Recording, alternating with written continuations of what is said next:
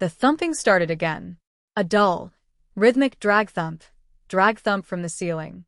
Maya squeezed her eyes shut, the delicate bristles of the squirrel hair brush hovering a millimeter above the cracked varnish of the 17th century portrait. Her focus, once a pinpoint of crystalline silence, shattered. For 3 weeks, she'd endured the noises from the new tenant in the penthouse. At first it was music, thudding bass that vibrated through her floorboards. Then came the shouting, muffled but sharp. Now this dragging. It sounded like someone was moving furniture. Very heavy, very dead furniture. She set the brush down, her breath a frustrated hiss.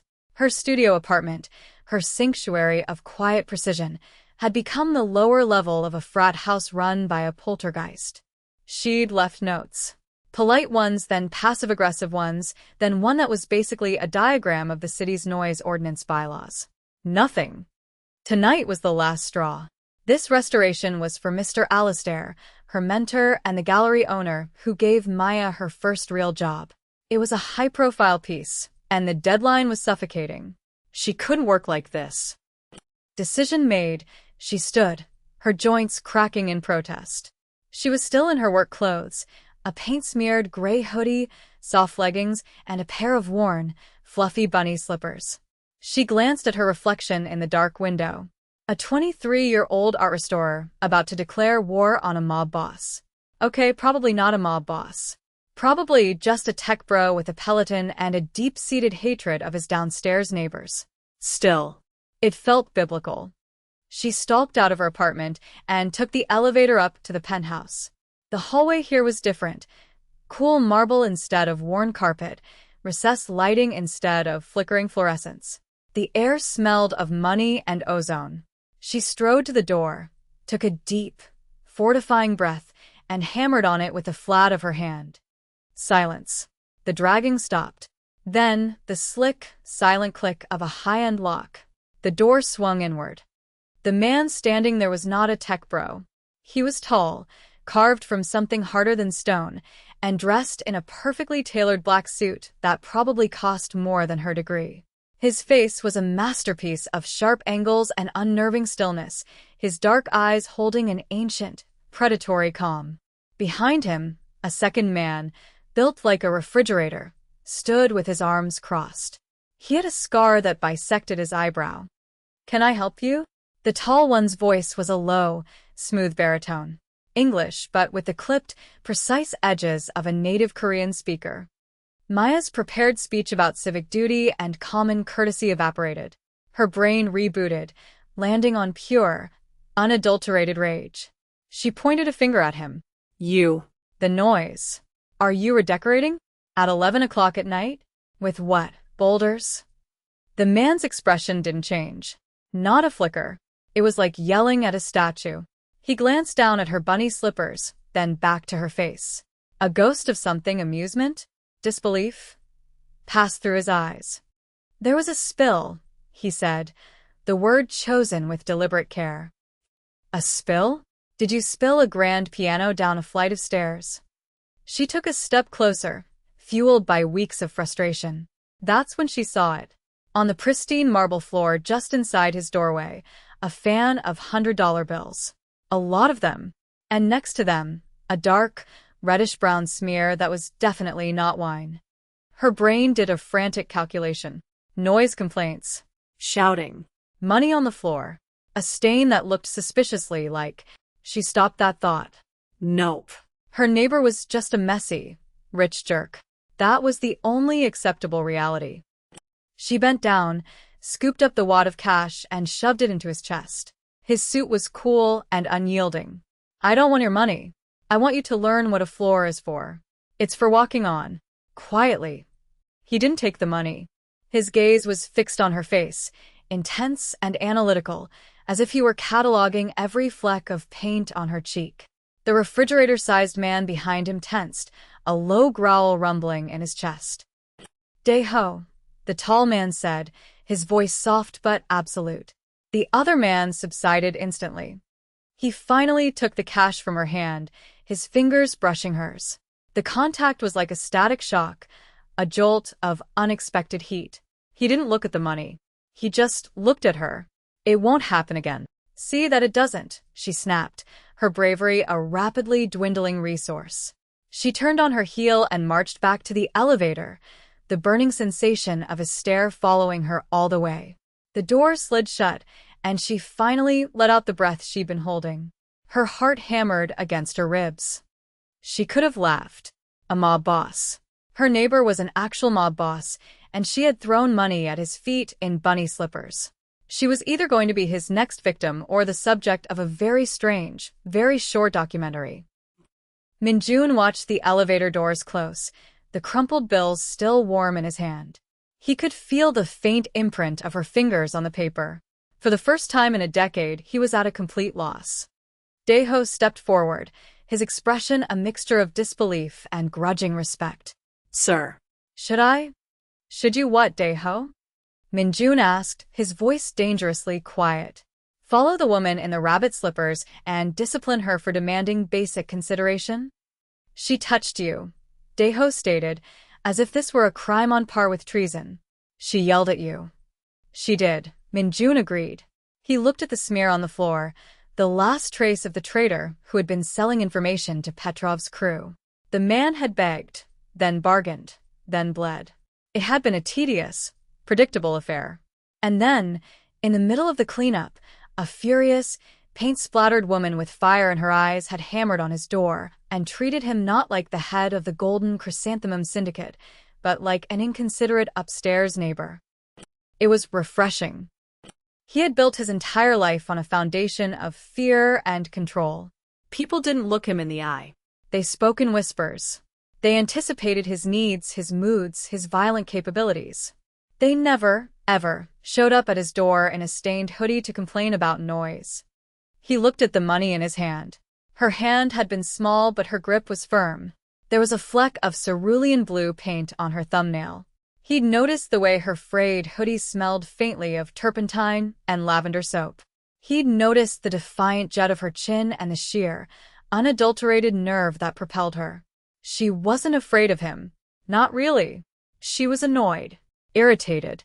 The danger he represented was secondary to her need for a quiet workspace. Find out who she is, Minjun said, turning back into the apartment. Everything.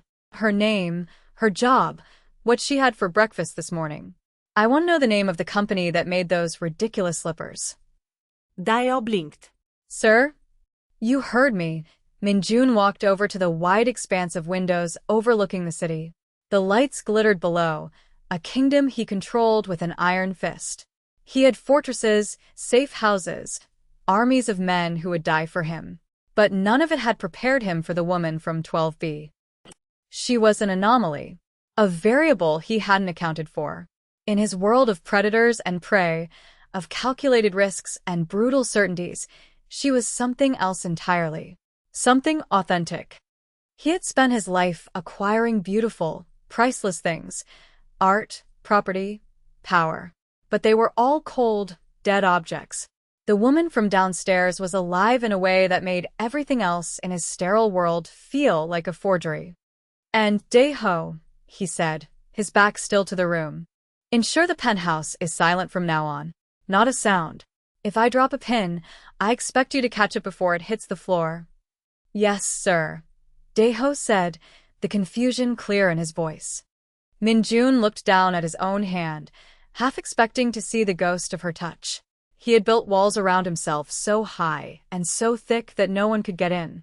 He had never considered that someone might just knock on the door and demand he keep the noise down. He wasn't angry. He was captivated. And in Minjun's world, captivation was the most dangerous emotion of all. It was the first step toward obsession. The silence was, impossibly, worse than the noise. For 2 days, not a single sound came from the penthouse. No music, no dragging, no footsteps.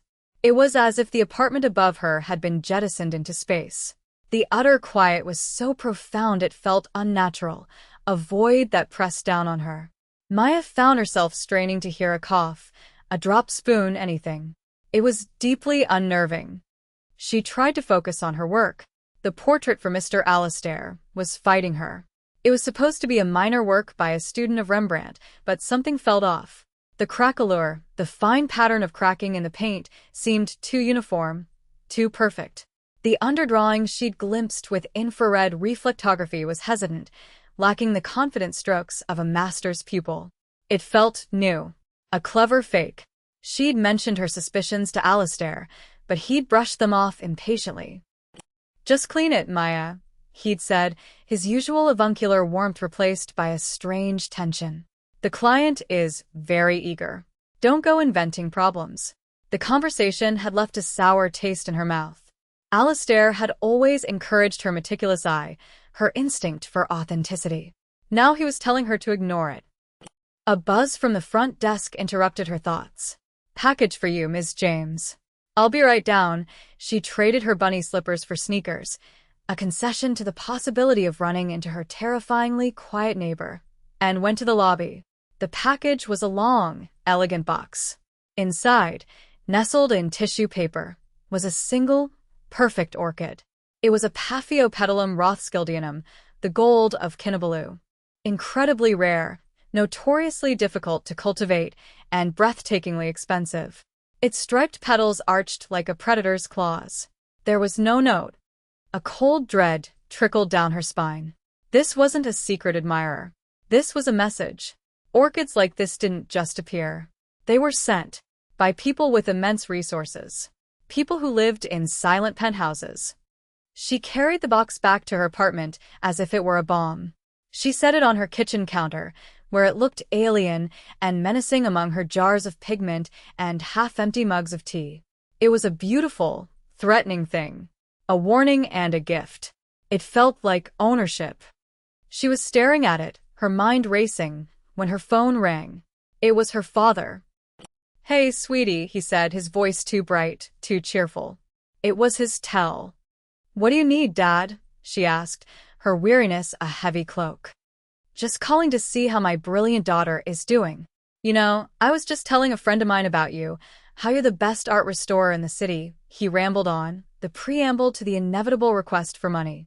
His gambling addiction was a chronic illness, and she was his unwilling, exhausted nurse. "I can't, Dad," she said, cutting him off.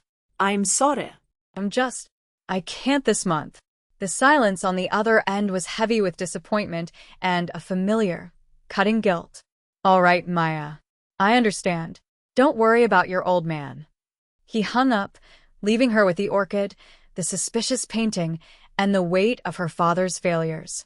She felt trapped, threads of obligation and fear weaving a net around her. She looked up at the ceiling.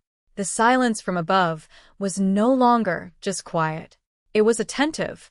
It was the sound of a spider wading in its web. Minjun reviewed the file on his tablet. Maya James, 23, top of her class at the Courtauld Institute. Specialized in Old Master restoration. Father, David James, a history professor with a gambling debt of over $200,000, mostly to loan sharks connected to the Petrov Bratva. Her mother was deceased. She had no other family. He swiped to the next page. A photo of her, smiling, at her graduation. She looked younger, carefree, untouched by the filth of his world. He had sent the orchid, the gold of Kinabalu. It was said to only bloom for those who were worthy. He found the sentiment absurd, but the flower itself, its fierce, delicate beauty, reminded him of her. A rare thing thriving in an inhospitable environment. Daeho entered the room, placing a cup of tea on the table beside him. The surveillance on her is in place. Petrov's men are still sniffing around her boss, Alistair Finch. "Finch is a fool," Minjun said without looking up from the tablet. "He's using his gallery to launder Petrov's money, moving forgeries as authentic pieces to clean the cash." He zoomed in on a detail in the file. A manifest for an upcoming auction. It listed a piece. Follower of Rembrandt, portrait of a merchant. The estimated value was 7 figures. "This is the painting she's working on. It's a fake. Of the highest quality.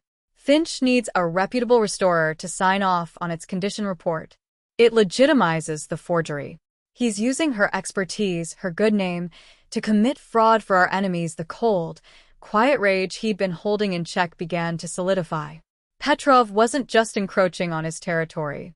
He was using her. Unacceptable. "What are your orders, sir?" Daeho asked, his voice steady. He was used to Minjun's cold furies. Petrov thinks he's being clever, moving into the art world. He thinks it's clean, untouchable. He's wrong. Minjun stood and walked to the window. He could see the roof of Maya's gallery building several blocks away. Alistair Finch made a deal with the wrong devil, and he put her in the middle of it. She thinks her biggest problem is her father's debt. She has no idea the kind of danger she's in. He thought of her in his doorway, all righteous anger and fluffy slippers. She was a restorer. She stripped away layers of grime and deceit to find the truth underneath. It was a dangerous profession in a city built on lies. Her own boss, the man she trusted, was the one selling her out. The irony was bitter. "She's a civilian," Daeho said, a rare note of caution in his voice. "Bringing her into this." "She is already in this," Minjun corrected him sharply. "She was in it the moment Finch gave her that painting. The difference is, now I am in it, too." He would not allow Petrov to use her as a pawn. He would not allow her to be collateral damage in their war. He would extract her from the board completely. He would take the piece for himself. "Keep the surveillance tight," he ordered. "I want to know every move she makes. If one of Petrov's men so much as looks at her, I want his name." "And what about her?" Daeho asked. "What is the objective?" Minjun turned from the window, his eyes dark and resolute. "The objective," he said, "is to own the board. And everything on it. He would protect her. And protection, in his world, was a form of possession." The feeling of being watched had become a permanent resident in the back of Maya's mind.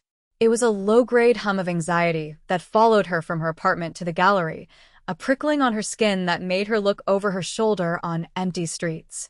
She told herself she was being paranoid, a side effect of dealing with silent mobsters and duplicitous bosses. Tonight, the feeling was screaming.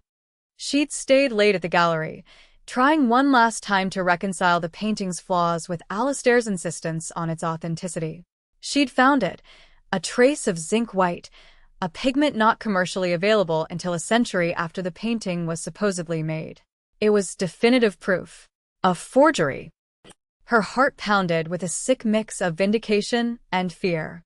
Alistair had lied to her. He was knowingly trying to pass a fake. The question was why. She packed her bag, her hands trembling slightly, and left the gallery through the back service exit. The alley was dark, smelling of damp garbage and city exhaust. As she stepped onto the street, she saw it. A black town car, idling halfway down the block, its lights off. It didn't belong in this neighborhood of artist lofts and trendy cafes. Her paranoia flared into full-blown alarm. She turned and started walking quickly in the opposite direction. The car's engine rumbled to life. It didn't speed up. It paced her, a shark gliding through dark water. Panic seized her. She ducked into a side street, her sneakers slapping against the wet pavement. It was a dead end. A brick wall loomed in front of her. She was trapped. The town car pulled up, blocking the entrance to the alley. Two large men in cheap suits got out. They didn't hurry. They smiled, their faces shadowed and predatory. "Mr. Petrov sends his regards," one of them said, his voice a gravelly Eastern European accent. "He'd like to have a word with you about the painting." Maya's mind raced. Hairspray and a lighter. That's what you did in the movies. She had neither. She had a roll of archival tape and a very expensive pH-neutral deacidification spray. Not exactly a flamethrower. She backed away until her shoulders hit the cold, damp brick of the wall. This was it. This was how it ended. Not in a blaze of glory, but in a grimy alley, all because of a stupid, fake painting. Suddenly, a second car, a silent, impossibly sleek black sedan, materialized at the mouth of the alley, boxing the town car in. Its headlights flared to life, blindingly bright. The driver's door opened and Daeho, the human refrigerator from the penthouse, unfolded himself from the car. He moved with a brutal, economic grace that was terrifying to watch. The two men from the town car turned, surprised. It was the last mistake they made. It was over in seconds, a blur of motion, two sickening crunches, and then two bodies slumped on the pavement. The back door of the sedan opened. Minjun was sitting in the shadows of the interior, untouched and unruffled. He looked from the unconscious men to her, his face an unreadable mask. "Get in the car, Maya," he said. It wasn't a request. She stared at him, her heart trying to beat its way out of her chest. Her rescuer. Her neighbor. Her keeper. No, the word was a pathetic whisper, the last gasp of her independence. He didn't raise his voice. He didn't move. "Those men work for a man named Petrov. He believes you know his secrets. They will not be the last he sends. The next ones will not be so easily discouraged. Your other option is to wait here for them to wake up. The choice is yours. But you need to make it now." The logic was cold, brutal, and inescapable. She was caught between two monsters. And one of them was offering her a ride. Trembling, she walked towards the car, every step a surrender. She slid into the plush leather seat, the door closing behind her with a heavy, final thud, the sound of a cage door swinging shut. The interior of the car was silent, save for the soft whisper of the climate control. Minjun watched her from the corner of his eye. She was huddled against the far door, as far from him as she could get. Her body was rigid with fear and adrenaline, her knuckles white where she gripped her bag. He could smell the faint scent of her fear, sharp and metallic, and it infuriated him. His rage was a cold, controlled thing, a block of ice in his chest. It was directed at Petrov, for his crudeness, for his recklessness in targeting a civilian. It was directed at Alistair Finch, for his greed. And a significant portion was directed at himself. He had miscalculated. He had assumed Petrov would be more subtle, that he would have more time to extricate her cleanly. He had failed to protect her from the initial contact, and that failure was a galling stain on his pride. He saw the tremor in her hands. The instinct to reach out, to offer some kind of comfort, was a foreign, unwelcome impulse. He dealt in control, not comfort. He built walls, he didn't tear them down.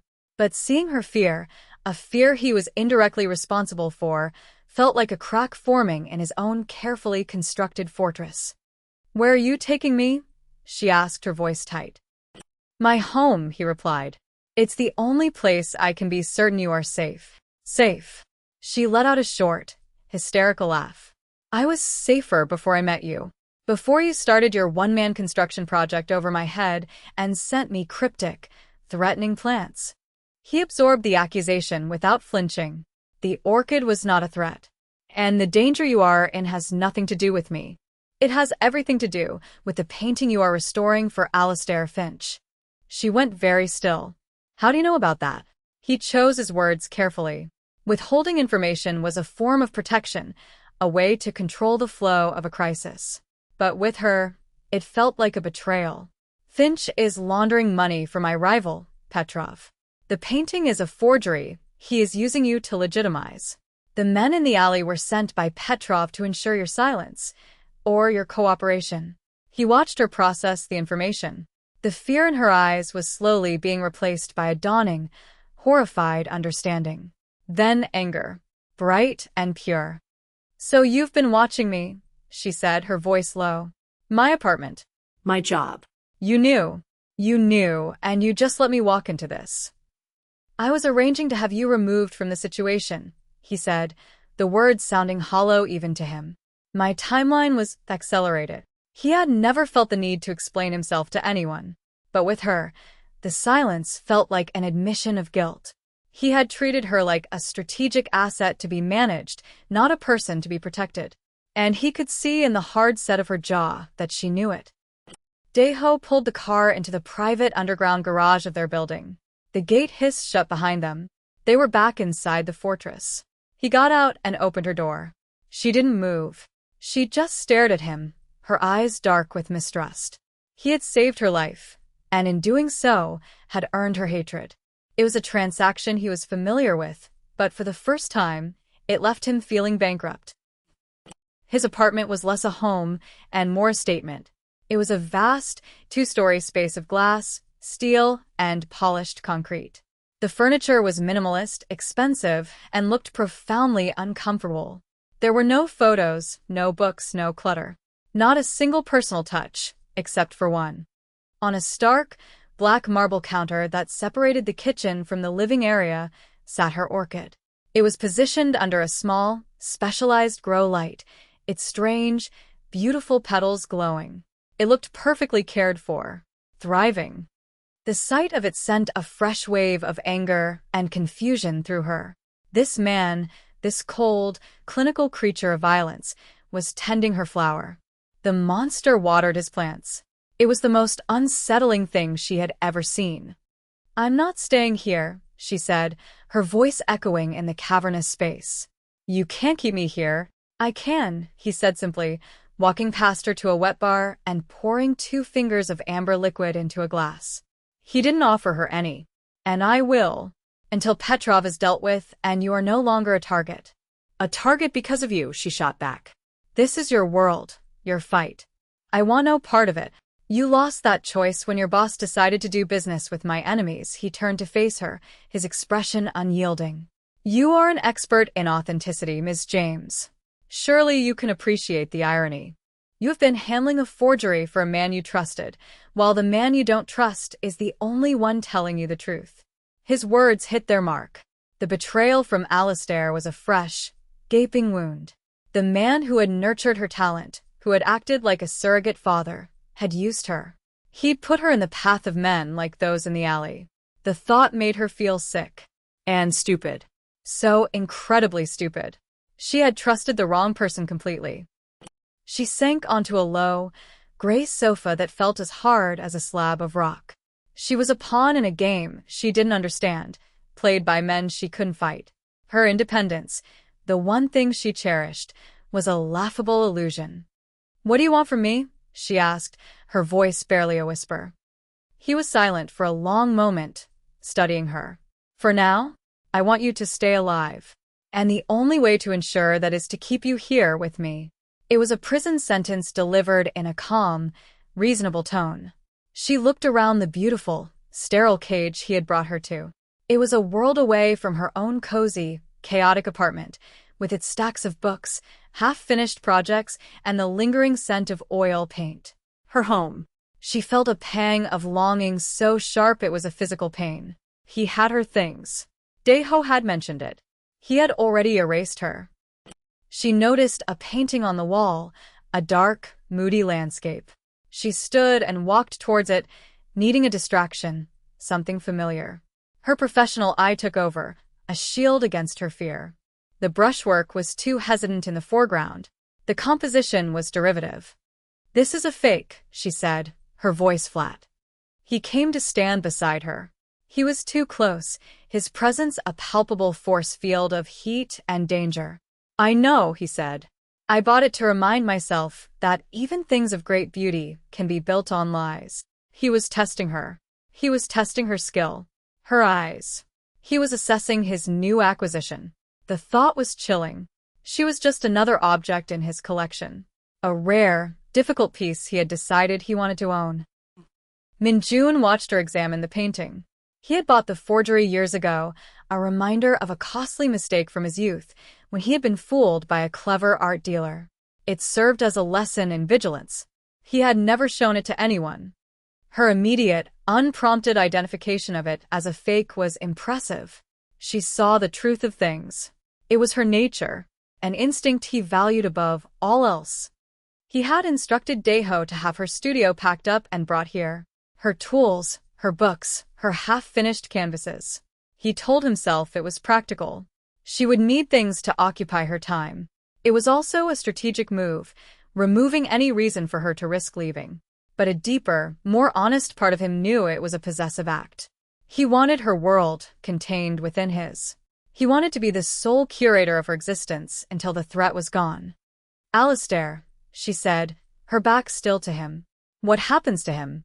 "He will face consequences for his choices," Minjun said, the statement devoid of emotion. It was a simple fact. "And my father," she whispered, the words heavy with shame. "You know about his debts.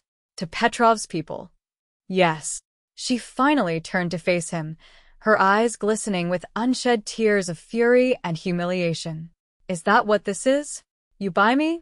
You pay off his debt and I become what? The art expert in residence in your murder palace. The insult should have angered him. Instead, it struck him with the force of a physical blow. He saw himself through her eyes, a monster, a kidnapper, a collector of people. He had saved her, yes, but he had also stolen her life. His protection was a cage, and she was rightly beating against the bars. Your father's debt will be handled, he said, his voice colder than he intended, a defense against the crack she was making in his composure. It will no longer be a weapon they can use against you. You are not for sale. You are under my protection. There is a difference. There is no difference, she cried, her voice breaking. Not from where I'm standing. I had a life. I had a job, a home. You've taken all of that. You say you're protecting me, but it feels like you're just a more sophisticated brand of predator. Her words hung in the silent, sterile air between them. He had no counterargument. In his world, protection and possession were two sides of the same coin. He had never needed to separate them. He had never wanted to, until now. He wanted her to look at him and see a savior, not a jailer. He wanted her to feel safe, not trapped. He wanted her to turn that fierce, analytical eye on him and see something worth authenticating. But he had gone about it all wrong. He had used the only tools he had: force, control, and containment. And in doing so, he had proven her right. He had to tell her the full truth. Not just about Alistair and the painting, but about the war he was fighting and why she was now at the very center of it. It was a risk. Information was a weapon, and giving it to her would be a form of surrender. He would be giving her the power to destroy him. Petrov is not just a rival, he began, his voice low. He's a cancer. He deals in human trafficking, fentanyl, things my organization does not touch. Your boss, Alistair, was not just laundering money. He was providing Petrov with a way to purchase legitimate businesses to move his poison and his people through the city. The painting was the key to it all. By proving it a fake, you would have derailed his entire operation. He wouldn't have just killed you, Maya. He would have made you disappear. Her face had gone pale. The reality of the danger, the sheer, ugly scale of it, was finally sinking in. This wasn't about a single painting. It was about a war she had stumbled into. I had two choices, he continued, taking a step closer. Let him take you, or take you myself. I chose the one that kept you breathing.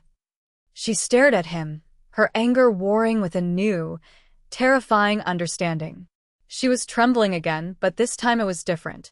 It was the aftershock of a near miss she hadn't even known she'd had. So what now? She whispered. I just live here? In your glass box? Until you decide it's safe. Yes. It was the only answer he could give. The only one that was true. He had brought her into his fortress. He had locked the gates. Now he had to face the reality that he was trapped in here with her. And he was no longer sure who was the captive and who was the guard.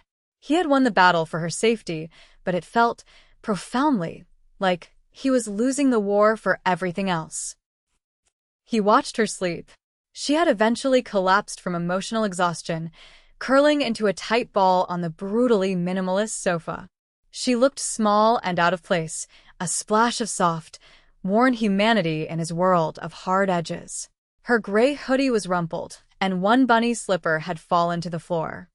Minjun picked it up. It was absurdly soft, the fabric worn thin in places. He thought of her wearing them to confront him, a tiny, furious warrior in armor made of fleece. He set it down gently beside her. His phone vibrated with a message from Deho. Petrov's men hit the gallery. They didn't take anything. They just destroyed her workspace, slashed the canvases, smashed her tools. They left a message. A cold, lider kom sættet over Minjun. This was an escalation. Petrov wasn't just trying to recover from a failed transaction. He was being personal. He was attacking Minjun by attacking what belonged to him. By destroying her work, her sanctuary, he was sending a clear message. I can touch what you value. Minjun lugte Majas sleeping formiddag. Petrov thought. He was attacking a weakness. He was wrong. He was awakening a dragon. For years, Minjun had managed his empire with surgical precision and cold logic. He met violence with controlled, proportional violence. He did not start wars, he finished them. But this was different. This was not business. The violation of her space, the deliberate destruction of her craft, felt like a physical assault on her. And, by extension, on him. He walked to the window. The city lights a cold fire below. He had brought her here to protect her, to keep her sterile and separate from the filth of his world. But the filth had followed. It had reached into the one place she felt safe, her studio, and defiled it. He had wanted to keep her untouched. A fantasy. He saw that now. To protect her, he couldn't keep her in a glass box. He had to eliminate the threat so completely that it could never cast a shadow on her life again. He would have to go to war. Not the cold, strategic war he was used to, but a hot, brutal, exterminating war. He would have to become the monster she already thought he was. He looked back at her, a fierce, possessive resolve hardening within him. He had taken her from her life to save it. Now, he would burn down the world of the man who had threatened her, and he would salt the earth so that nothing, and no one, could ever hurt her again. It was not about control anymore. It was not about protection in the abstract. It was about her. Maya. He had found the one thing in his life that was not a forgery. And he would pay any price, spill any amount of blood, to keep it authentic and whole. His obsession had found its purpose.